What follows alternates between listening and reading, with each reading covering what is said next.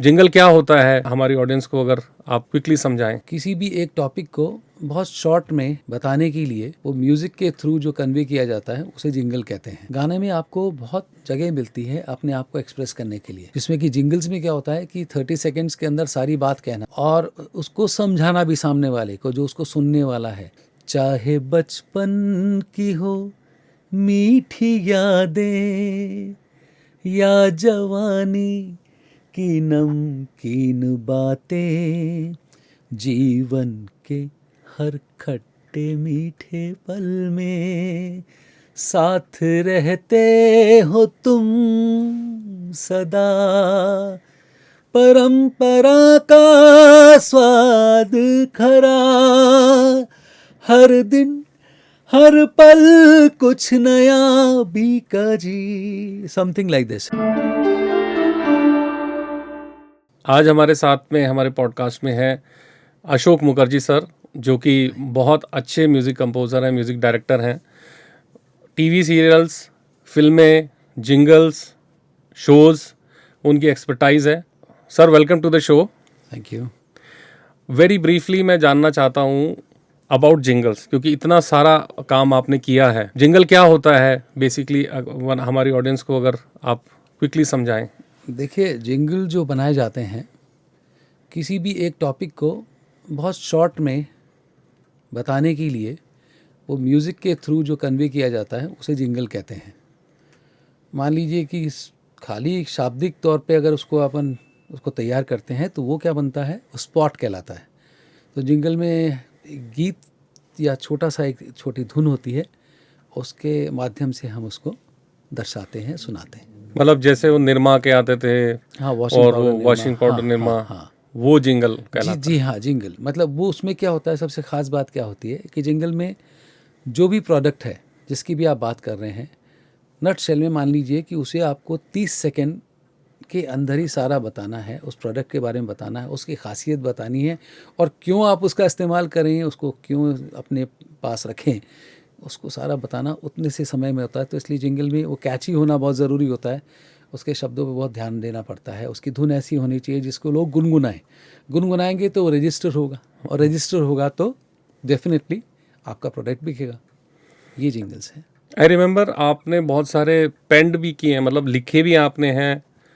हाँ, फॉर्चुनेटली जितने भी जिंगल्स मैंने बनाए हैं वो सारे मैंने ही लिखे हैं। और लिखे क्या, मतलब वो मजबूरी थी, लिखना पड़ता था, लिखने वाले मिलते नहीं थे, तो मुझसे कहा जाता था कि आप लिखिए, तो मैं लिख देता था। एक छोटा सा, जैसे मेरे को याद आ रहा है कि LIC वाला कोई एक आपने बनाया था, if you can explain the jingle. And हाँ, वो LIC, अब देखिए लाइफ का जो फॉर्म होता है वो कोई परमानेंट तो है नहीं, मतलब आज आप हैं, कल आप रहें न रहें, इसके लिए क्या है कि आपको जीवन बीमा लेना पड़ेगा। तो उसको सोच के ही आपको उस गीत को या उस जिंगल को बनाना पड़ेगा, ताकि आप उनको मैसेज दे सकेंगे। देखिए, आपको सतर्क फ्यूचर के लिए भी रहना पड़ेगा, अपने परिवार के फ्यूचर के लिए भी रहना पड़ेगा। तो वो सोच के वो जिंगल बनाया था। क्या है कुछ थोड़ा सा 4 लाइनें? मुझे ज़्यादा तो कुछ ध्यान नहीं, कोशिश करता हूँ। वो कुछ ऐसा था, मैं गुनगुना के बता सकता हूँ। जो आज है वो कल कहाँ, और कल का किसको पता यहाँ, जीवन की छोटी सी खुशियाँ और कल का सुंदर एक सपना। ये वेरी जिंगल नाइस। था जी। अब मेरा एक सवाल है कि जैसे गाना बनाना बहुत मुश्किल होता है, बहुत सारी चीज़ों को, मतलब कंपोजिशन हुई, लिरिक्स हुई, उसके बाद में म्यूजिशियंस आते हैं, कंपोज करते हो, फिर सिंगर्स आते हैं, तो वो एक लेंदी प्रोसेस है। तो जिंगल्स भी, क्या जिंगल्स किस तरह से बनते हैं मतलब? अमित, एक्चुअली गाना बनाना मेरे लिए आसान है बजाय जिंगल के। गाने में आपको बहुत जगह मिलती है अपने आप को एक्सप्रेस करने के लिए, जिसमें कि जिंगल्स में क्या होता है कि 30 सेकंड्स के अंदर सारी बात कहना, 30 सेकंड के दायरे के अंदर रह के सब कुछ कह जाना और उसको समझाना भी सामने वाले को, जो उसको सुनने वाला है। और आप मेरे ख्याल से सक्सेसफुल कब होते हैं, जब वो गीत या वो जो जिंगल है लोगों की ज़ुबान पर चढ़े। जैसे सबसे पहला जिंगल मैंने बनाया था एक चप्पल के लिए बनाया था, पोद्दार हवाई चप्पल आते थे। तो कुछ किस्सा ऐसा था, अगर आप जरूर जरूर सर। तो मैं रोहतक जा रहा था किसी शादी में, और मेरे पास वाली सीट पे एक जना बैठा हुआ था। अचानक वो मेरा जिंगल गाने लगा। तो मेरे को आश्चर्य हुआ, मैंने कहा ये चप्पल का जिंगल ये क्यों गा रहा है? तो मैंने उससे पूछा, भाई ये आप क्या गा रहे हैं, ये तो कोई गाना थोड़ी है। तो उसने मुझसे कहा कि आपसे मतलब, मुझे अच्छा लगता है, मैं इसको गाता हूँ। हरियाणा में तो यही होता है। हाँ, उसने बिल्कुल आपसे मुझसे मतलब? हाँ, उसने बोला आपसे मतलब, ये तो मेरे को अच्छा लगता है। अब वो क्या जिंगल था, वो सबसे पहला जिंगल मैंने वही लिखा था, हवाई चप्पल Poddar, ladies bellies Poddar, canvas shoes Poddar Poddar, रंग और डिजाइनों का भंडार है पोद्दार, आपके पैरों की शान है पोद्दार पोद्दार पोद्दार पोद्दार, कुछ ऐसा। मतलब I just want to ask कि हाउ डू यू फील, ये तो कमर्शियल वर्ड्स है ही नहीं, मतलब ये बेसिकली प्रोडक्ट के नेम्स हैं, वो उसको कैसे कंपोज करते हो? Isn't so difficult? डिफ़िकल्ट देखिए, जो भी आपसे जिंगल बनवाता है उसकी एक रिक्वायरमेंट रहती है कि आप उसके प्रोडक्ट्स की बात भी करें। ऐसा ही नहीं कि आपके लिए कोई सा भी गाना, जैसे आजकल जो जिंगल्स चलते हैं उसमें गाना कुछ बजता है और कंटेंट जो दिखाया जाता है वो विजुअल से उसको वो लोग ड्रैग करते हैं या उसको आगे लेके जाते हैं। गाने का रेलेवेंस उसमें नहीं है। लेकिन हमारे उस दौर में गाने का रेलेवेंस होता था। जैसे मान लीजिए कि बीकाजी के लिए मैंने कोई जिंगल बनाया, तो बीकाजी क्या बनाते हैं, बीकाजी नमकीन बनाते हैं, बीकाजी रसगुल्ले बनाते हैं, है ना, बीकाजी इसके अलावा नमकीन में खट्टी मीठी नमकीन भी बनाते हैं। और अब इसमें चैलेंज क्या था कि हर जनरेशन वाला उस जिंगल से जुड़े, तब तो हमारी जीत, वरना क्या मतलब। तो मैंने जिंगल बनाया, चाहे बचपन की हो मीठी यादें या जवानी की नमकीन बातें, जीवन के हर खट्टे मीठे पल में साथ रहते हो तुम सदा, परंपरा का स्वाद खरा, हर दिन हर पल कुछ नया बीकाजी, समथिंग लाइक दिस, है ना। अब मीठी यादें, रसगुल्ला, नमकीन, नमकीन बातें, खट्टी मीठी, बीकाजी के बहुत प्रोडक्ट आते हैं जो खट्टे मीठे हैं। तो इस तरह से आप किसी चीज़ को पोर्ट्रे करेंगे तो शायद कब तक कोई, मेरे हिसाब से मैं जिंगल बनाता हूँ तो अगर वो सामने वाला गा नहीं रहा उसको, तो मान के चलिए कोई सा भी जिंगल हो या गाना हो उसका गुनगुनाना ज़रूरी है, वरना वो इतना इम्पैक्ट नहीं होगा। अगर आपने गाना बनाया, बड़ा मुश्किल सा गाना बना दिया, तो 4 समझने वाले उसको सुन के सिरी ला देंगे, लेकिन जो 4 लाख लोग और सुन रहे हैं ना, उनके लिए वो उसका कोई रेलेवेंस नहीं है। एग्जैक्टली। तभी 80s 90s के जो एड्स थे, चाहे वो सिल्वेनिया लक्ष्मण बल्ब का हो, ईसी बल्ब और ईसी ट्यूब, चाहे हमारा बजाज हो, वो आज तक हमारे एज ग्रुप वालों को तो एटलीस्ट याद है। हाँ बिल्कुल, क्योंकि इतना रिपीटेटिवली सुना है हमने उसको, तो रजिस्टर कर जाती है वो चीज़। आपको शब्दों के साथ न्याय करना पड़ेगा, आपको शब्दों को इलेबोरेट करना पड़ेगा, खूबसूरत ढंग से उसको प्रस्तुत करना पड़ेगा, जिससे कि वो सामने वाला उससे जुड़े। अगर वो जुड़ नहीं रहा है तो मान के चलिए कि वो गाना, उसकी कोई ज़िंदगी तब तक ही है जब तक उसका विजुअल लोग पसंद कर रहे हैं, उसके बाद वो गाना तो कोई नहीं गुनगुनाएंगे। अब देखिए, किसी की मुस्कुराहटों पे हो निसार या पुकारता चला हूँ मैं, ये गाने 50 साल से चले आ रहे हैं और ये हमारे जाने के बाद भी चलेंगे। क्यों? These are perfect songs, perfectly composed, perfectly sung, perfectly arranged, मतलब उसमें ऐसा कुछ भी कोई कमी नहीं है। तो इसलिए ये जो चीज़ें हैं, ये सारे कंटेंट्स होने चाहिए एक गाने के अंदर या जिंगल के अंदर। 20 सेकंड्स के अंदर इतना सब कुछ सोचना, प्रोडक्ट की रेंज के बारे में भी बताना और उसका टैगलाइन भी होना, वो I think it's the toughest thing. Toughest होता है, लेकिन करते करते आपको उसकी आदत हो जाती है। आप मान के चलिए कि आप कोई मुश्किल सा कोई काम करते हैं, शुरू शुरू में आपको मुश्किल लगता है, जैसे जैसे आप उसको करते जाते हैं ना, तो ऑटोमेटिकली वो होता जाता है। मान लीजिए जैसे आपको ध्यान हो तो जनगण मन कितने सेकंड में गाया जाता है? 52 सेकंड्स। 52 सेकंड्स में। एक बहुत रिमार्केबल एक चीज़ हुई कि मैं एक किसी सरकारी एल्बम के लिए प्रेरणा के स्वर से नाम से था, उसमें जनगण मन भी रिकॉर्ड करना था। ओके। आप विश्वास करेंगे, मैंने उसको एग्जैक्टली पहले टेक में 52 सेकंड्स में रिकॉर्ड कर दिया।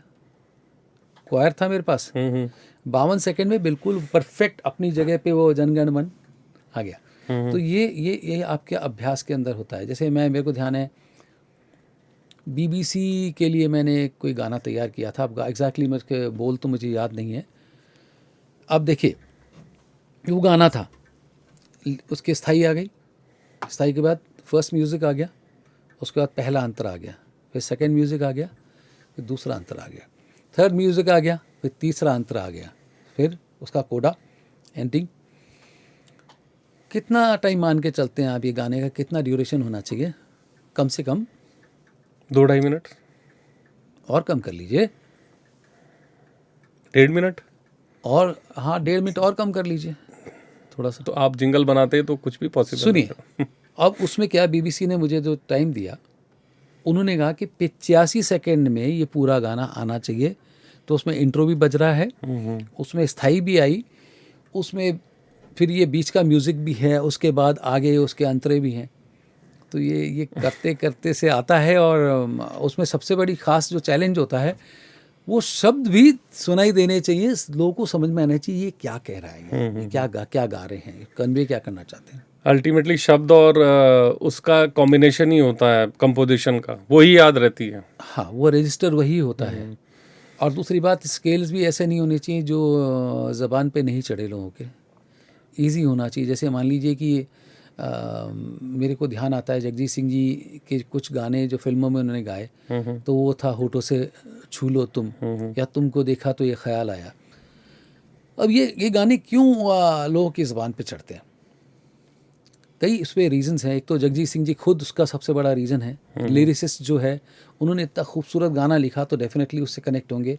और जिस फिल्म में या जिस जगह वो दिखाया गया उसकी पिक्चराइजेशन भी अच्छी थी, लेकिन उसकी जो सहजता थी, उसकी जो ईज़ था जो उसके अंदर, वो उस गाने की USP है। आज भी गाते हैं सब लोग, हमेशा इवन यंगस्टर भी गाते हैं। जो भी गिटार लेता है वो तो गाना गाएगा ही गाएगा उसको। बिल्कुल, जैसे मैं गिटार बजाता हूँ तो ये सब गाने तो मैं हमेशा गाता हूँ, लग जा गले अभी भी गाता हूँ।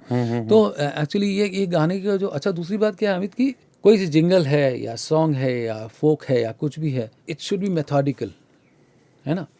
वो सिस्टमेटिक अगर नहीं होगा तो वो ज़्यादा दिन नहीं टिकेगा, ऐसा मेरा मानना है। अब जैसे मान लीजिए आप फोक म्यूज़िक बना रहे हैं, आप उसमें वेस्टर्न इंस्ट्रूमेंट्स का यूज़ कर रहे हैं, ठीक है ना, रिदम के लिए, इसके लिए, उसके लिए, एक बार की आपको सुनने के लिए अच्छा रहेगा, लेकिन जब तक वो नेचुरल इंस्ट्रूमेंट्स नहीं होंगे ना, अकूस्टिक इंस्ट्रूमेंट्स, उसका असर नहीं आएगा। आपको इसका आपको एक अंतर बताता हूँ। एक फिल्म आई थी ताल, तो उसमें ताल से ताल मिलाए गाना था, रहमान जी, बिल्कुल रहमान जी। तो उन्होंने एक्यूस्टिक्स की जगह उन्होंने ज़्यादातर इलेक्ट्रॉनिक उसका इस्तेमाल किया, उन्होंने हाईलाइट किया उसके अंदर बेस गिटार को और सब कुछ किया। गाना अच्छा था, इसमें कोई शक नहीं है। उसके बाद एक फिल्म आई थी, इस्माइल दरबार ने म्यूज़िक किया था, ढोली थारो ढोल बाजे, जिसके अंदर हम दिल दे चुके सनम। हाँ, हम दिल दे चुके सनम। उसमें एक्यूस्टिक्स थे, ड्रम्स थे, सब थे। यू कैन फील, आपको डिफरेंस उसका पता चल सकता है कि वो कितना ग्रैंडर है म्यूजिक का। अरे बोलिए मत, मतलब क्या, मतलब कमाल है वो। जैसे मैंने एक वो गाना था ना, वो राजा हिंदुस्तानी का परदेसी परदेसी जाना नहीं, उसका ओरिजिनल ट्रैक एक बार मैंने किसी टिप्स के उसमें सुना था ऑफिस में। तो उसमें जो उसका ट्रैक था, उसमें रिदम के जो परकशंस थे ना, वो बहुत तगड़े बजे हुए थे उसके अंदर। तो मतलब वो ऐसा फील लाता था कि हाँ क्या बोल। तो ये सब चीज़ का फ़र्क पड़ता है कि आपको कैसे इंस्ट्रूमेंट्स का यूज़ करना है, आपको ड्रम्स लेने हैं, क्या लेना है। तो म्यूज़िक में बहुत सारी चीज़ें हैं जिस पे कि अगर आप थोड़ा सा चूक करते हैं तो फिर उसकी लॉन्जिविटी जो होती है ना, उस गाने की जो उम्र होती है वो कम हो जाती है, उस धुन को आप मतलब मार देते हैं अपने हाथों से। Sir what do you think कि अब जिंगल्स नहीं बन रहे हैं, कम बन रहे हैं, क्यों पॉपुलर हो रहे हैं, क्यों पॉपुलर नहीं है? अनपॉपुलर होने की वजह से क्या है कि आजकल वो फास्ट फूड, जल्दबाजी का समय है, सब कुछ मतलब किस बात की जल्दी है ये मुझे समझ में नहीं आता। लेकिन अभी क्या है उसके पीछे मेन जो रीज़न है ना, एक तो पेमेंट्स जो है वो पूरे नहीं होते क्रिएटिव जिंगल्स के लिए। अब आप मान लीजिए कि कोई मुझसे बोलेगा कि आप 5,000 रुपये में जिंगल बना के दे दीजिए, तो आप खुद ही सोचिए कि 5,000 में studio, singer, male singer, female singer, instrumentalist, जो लिखने वाला, इन सब के पैसे कहाँ से निकलेंगे? आज वो दौर तो है नहीं कि 500 रुपये में कोई आदमी आके आपके लिए खड़ा हो जाएगा। दूसरे जो जितने भी चैनल्स खड़े हुए, FM चैनल्स जितने भी थे, उन्होंने इन हाउस बनाना शुरू कर दिया। जैसे म्यूज़िक का एक कोई पीस कहीं से उठाया, उसको लगाया, उस पर जैसे स्पॉट जैसा कहीं बोल दिया और कुछ पीछे म्यूज़िक बजा दिया, and there ad is ready and they are ready to play that for some period of time. तो धीरे धीरे करते करते जब उसका जो मार्केट गिरा, अब खाली बड़ी जो कंपनीज हैं, जो बॉम्बे में कुछ जो बड़ी कंपनीज है, वही बनवाती है जिंगल्स। बड़ी एडवर्टाइजिंग एजेंसीज हैं, हाँ, वो बड़े प्रोडक्ट्स, बड़े प्रोडक्ट्स वो अफोर्ड कर सकते हैं। बाकी हम जैसे लोगों के लिए तो रास्ते बंद है, क्योंकि यहाँ जब पैसा ही नहीं मिलेगा तो हम घर से पैसा लगा के तो म्यूज़िक बनाएंगे नहीं ना। ये इसका मेन रीज़न है।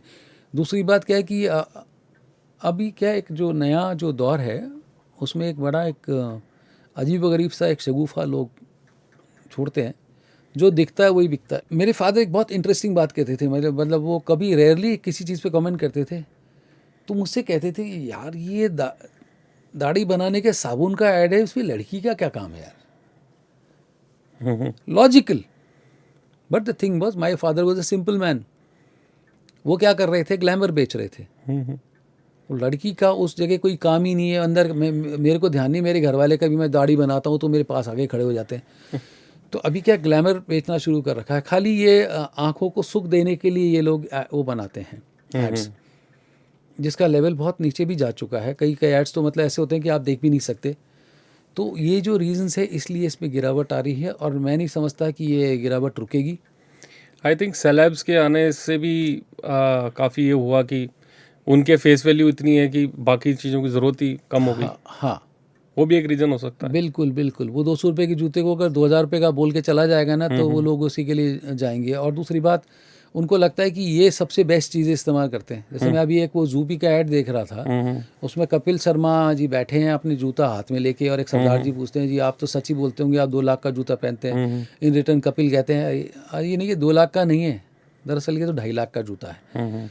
तो ये ब्रांड वैल्यूज़ और ये बड़ी बड़ी बातें जो है ना, ये लोगों को इस तरह से अपने चक्कर में लोग फंसाते हैं। अब देखिए ना कि जो ऐड के चक्कर में अभी जो लेटेस्ट है लूडो और ये सब जो चीज़ें चल रही हैं, या गेमिंग वाले, हाँ, ये ड्रीम 11 और वॉट एवर इट इज़, धीरे करके ये आपकी जो जनरेशन है उसको नुकसान पहुंचा रही है। और I don't think it's a very healthy sign. लेकिन क्या कर सकते, हम अकेले ढोल तो पीट नहीं सकते।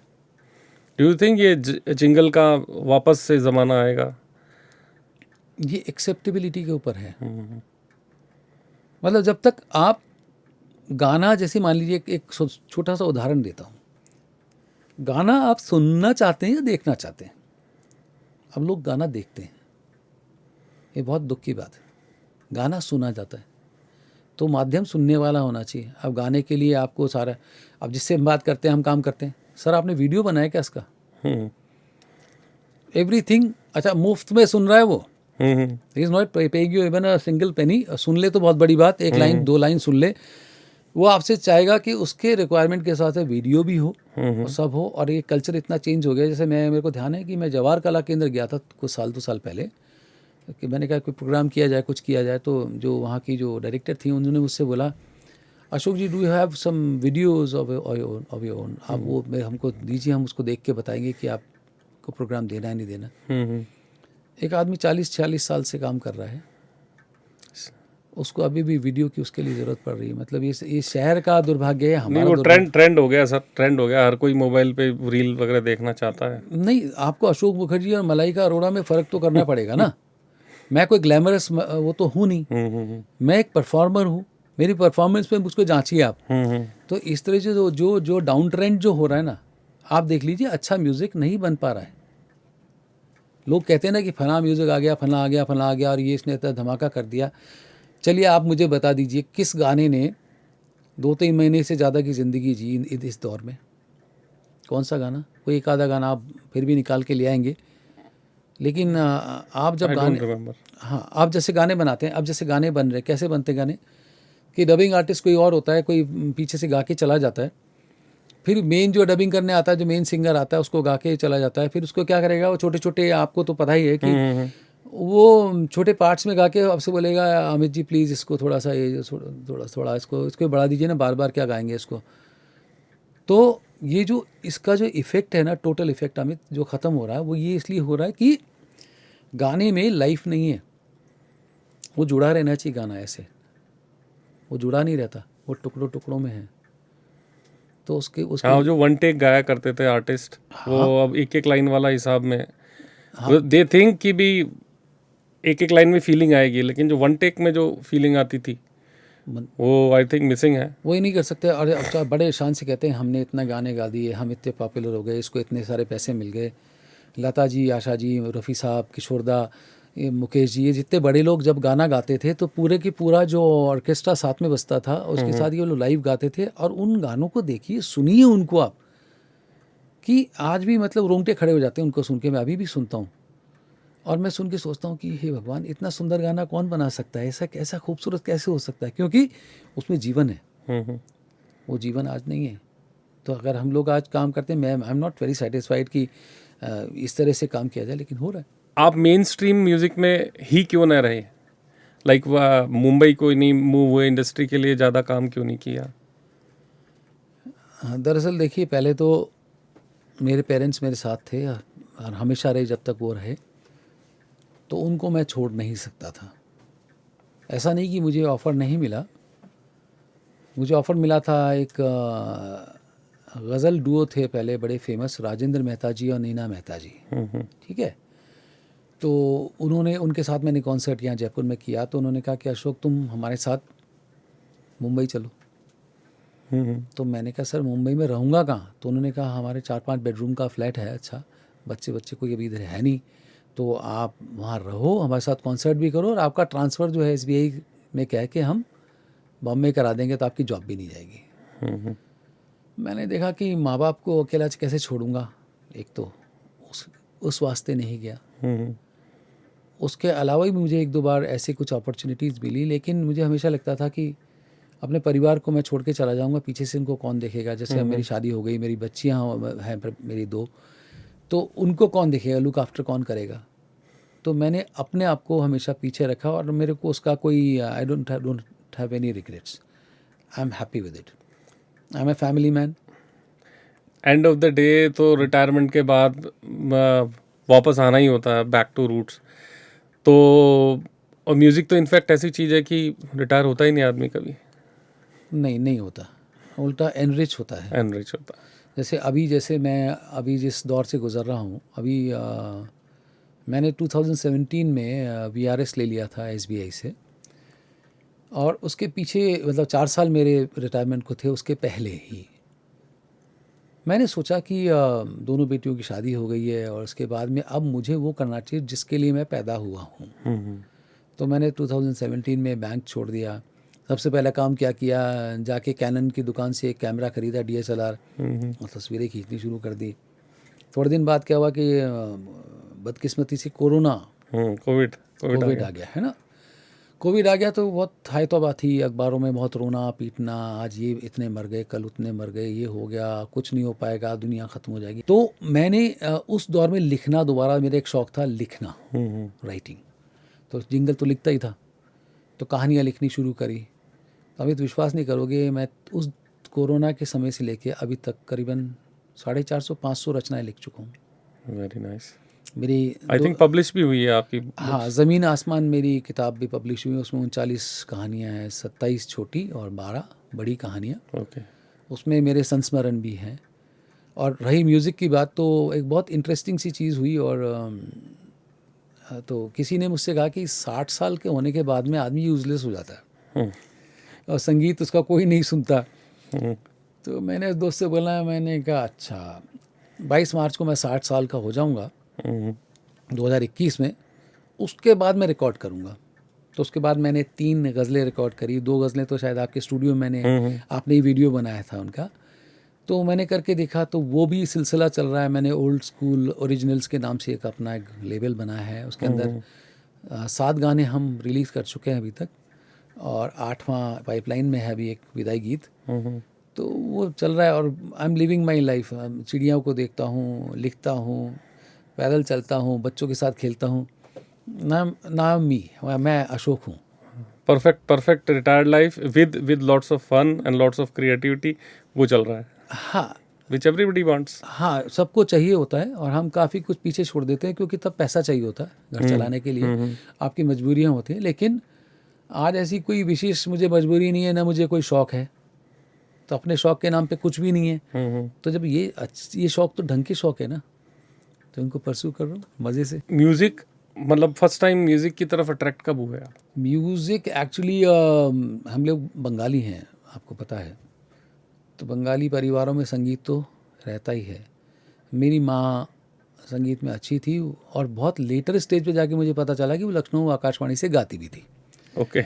मैं सोचता था माँ तो ऐसे मन बहलाने के लिए बोल देती कि मैं गाती थी। और मुझे पता कब चला, वो मेरे को बताना ज़रूरी है, कि जब बीच में वंदे मातरम के कई सारे वर्जन्स बनने लग गए ना, तो माँ ने बोला कि हमने आकाशवाणी में एक वो वंदे मातरम रिकॉर्ड किया था हमारे टाइम पे। तो मैंने कहा माँ वो कैसा था? तो माँ ने वो गुनगुना के सुनाया। अमित सच कह रहा हूँ, वंदे मातरम की जो हरकत उनके गाने में थी ना, मेरे से आज भी नहीं ली जाती। तो एक तो माँ से इनहेरिट किया। दूसरी बात, 78 में दोबारा शायद वो लगी थी हम किसी से कम नहीं फिल्म, तो मैं देखने चला गया अपने दोस्त के साथ में। तो उसमें तारिक हाथ में गिटार लेके गाना गा रहे थे, चांद मेरा दिल और ये सब। उसको देख के बड़ा अट्रैक्टिव सा लगा। मैंने कहा यार ये इंस्ट्रूमेंट बड़ा अच्छा है। अब अच्छा तो है, लेकिन वो 250 रुपये कहाँ से आए उस टाइम? हाँ, मेरा जो दोस्त था वो लेफ्टिनेंट था उस टाइम, विद्याभूषण, मेरे से बड़ा था वो। तो वो ही वॉज़ वेरी काइंड। उसने वो गिटार खरीदे 240 रुपये में मेरे को दिया। उसने कहा पहले तू सीख ले, फिर मुझे सिखा देना। तो आज विद्याभूषण अनफॉर्चुनेटली दुनिया में नहीं है, और अगर मैं गिटार थोड़ा भी बजाता हूँ तो विद्या की वजह से बजाता हूँ। तो ये डेडिकेट करता हूँ मैं उसको कि it's only because of him. चलो, आज बैठ के पॉडकास्ट पे उनको याद किया, ये भी इम्पोर्टेंट है। हाँ, आई सीरियसली मिस हिम। मतलब वो क्या करता था, मैं तो उस टाइम कुछ खास कुछ करता नहीं था, पढ़ता था, तो बहुत सारे पैसा मुझ पे खर्च किया करता था। तो मैं बहुत शर्मिंदा होता था। मैं उससे कहता था विद्या मेरे पे पैसा मत खर्च किया करो आप, मुझे अच्छा नहीं लगता, आई फील एम्बेरस्ड। तो उसने मुझसे कहा कि अशोक, पैसा जो योग्य होता है ना उस पर खर्च करना अच्छा लगता है, तू इस योग्य है। And he was like an elder brother to me. तो यही है कि वो दिन आज आपने पूछा कि संगीत कहाँ से, तो विद्याभूषण का भी उसमें बहुत बड़ा योगदान है कि अगर उसने गिटार मेरे हाथ में नहीं पकड़ाया होता तो शायद ये अशोक मुखर्जी आज आपके स्टूडियो में नहीं बैठा होता। बिल्कुल सर, है ना? बिल्कुल। तो ऐसे ही कुछ दोस्ती की मिसाल उन्होंने उस टाइम ही कायम कर दी थी। हाँ, ऐसे लाजवाब लोग बहुत कम मिलते हैं, और फॉर्चुनेटली मुझे बहुत सारे मिले, मुझे अच्छे दोस्त मिले। दोस्त अच्छे, आपको ये नहीं कि 150 200, 3 4 5 भी अगर होते हैं तो बहुत बड़ी चीज़ है। अशोक सर, बहुत बहुत धन्यवाद आपका कि आप पॉडकास्ट में आए और जिंगल्स को बेसिकली समझाया यूथ को कि जिंगल्स होते क्या हैं। जी बिल्कुल। आई थिंक लोगों को समझ में आएगा जिंगल स्पॉट में क्या डिफरेंस है और क्या वैल्यूज उसकी थी उसमें। Thank you sir, thanks for coming. Thank you so much.